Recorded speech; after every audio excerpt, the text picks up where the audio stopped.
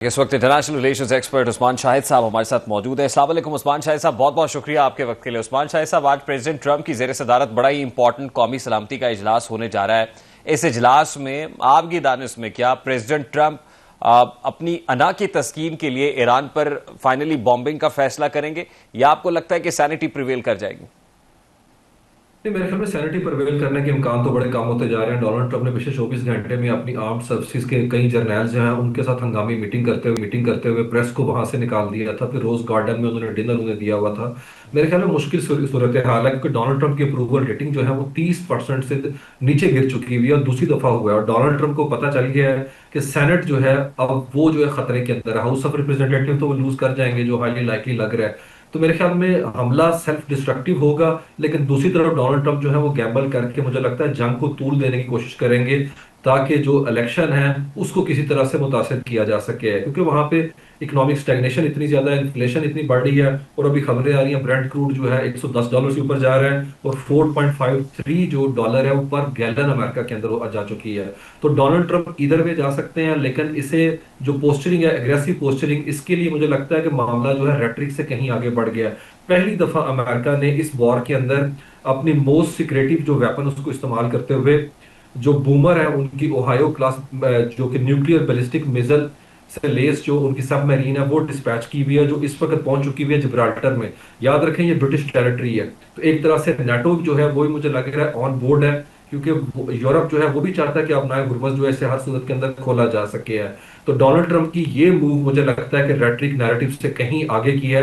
तो सिचुएशन बड़ी प्रिकेरियस और खतरनाक है, लेकिन इरानियन जो है पूरी तरह से तैयार नजर आते हैं। देखिए, इरानियन ने जो प्रपोजल भिजवाया था उसके बारे में डोनाल्ड ट्रंप कहते हैं ये कचरा है। तो अगर वो भी पीछे हटने को तैयार नहीं, तो दोनों तरफ से एक स्टेटमेंट की सिचुएशन है। लेकिन क्या डोनाल्ड ट्रंप चाइना के विजिट के दौरान ये गैम्बल करना चाहेंगे, या डोनाल्ड ट्रंप जो है सोच रहे हैं कि चाइना के विजिट के दौरान जो है प्रेशर को इतना माउंट कर दिया जाए ताकि कोई फायदा उन्हें हो सके इस हवाले से।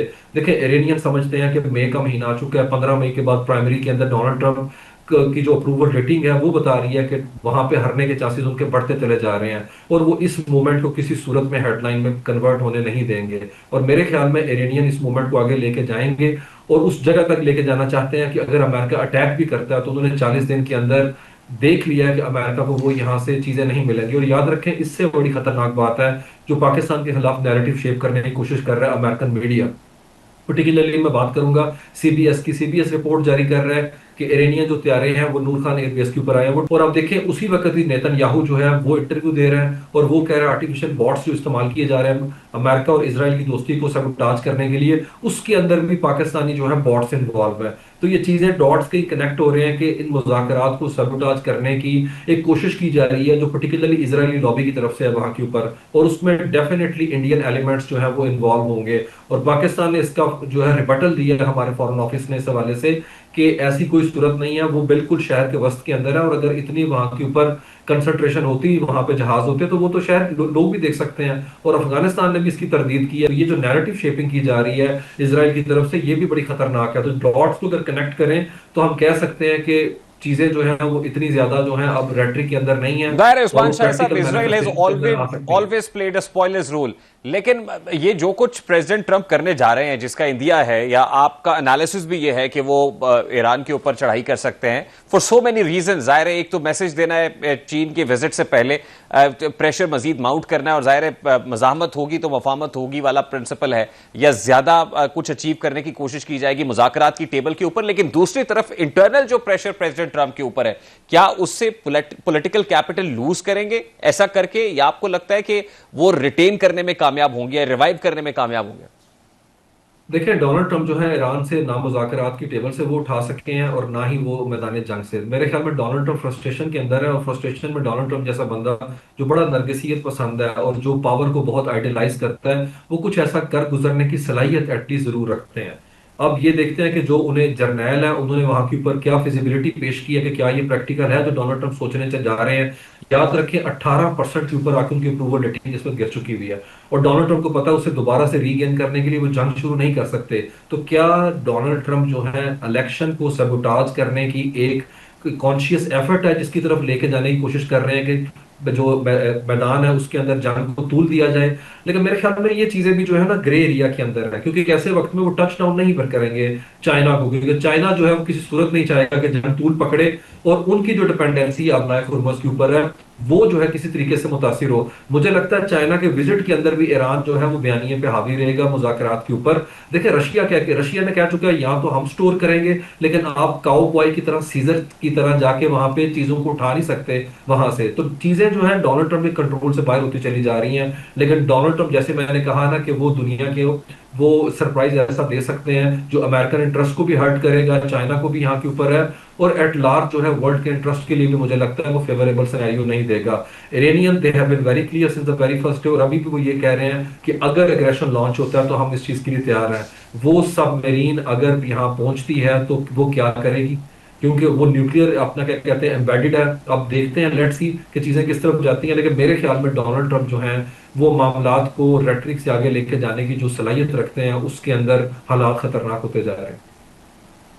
ठीक, लास्टली उस्मान शाह साहब, अल्टीमेटली तो ये मामला इकोनॉमी सेंट्रिक है, और जहां तक इकोनॉमी की बात है तो फिर पूरी दुनिया की इकोनॉमी इसके साथ कहीं ना किसी अंदाज में जुड़ी हुई है।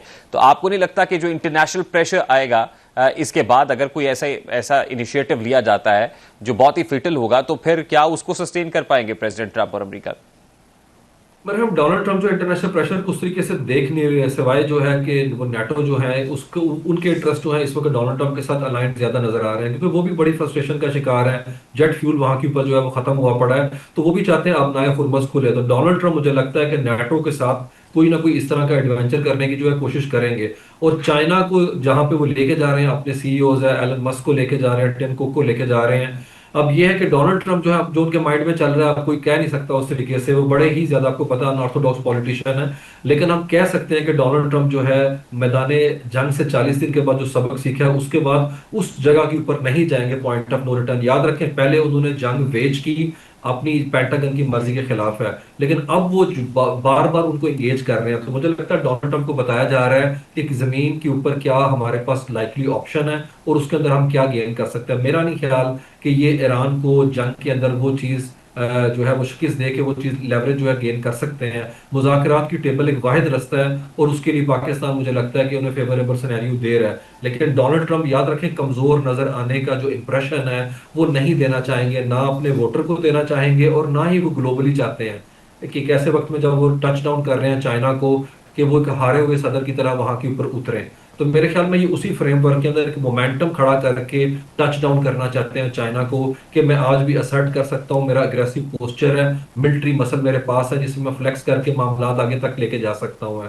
लेकिन सीइंग इज बिलीविंग क्या होता है। लेकिन जिब्राल्टर में उस सिक्योरिटी वेपन का आना जो कि अमेरिका के अंदर हाईली कोवर्ट समझा जाता है, मेरे ख्याल में इट स्पीक्स वॉल्यूम कि डोनाल्ड ट्रंप चीजों को लेके जा सकते हैं पॉइंट ऑफ नो रिटर्न की तरफ।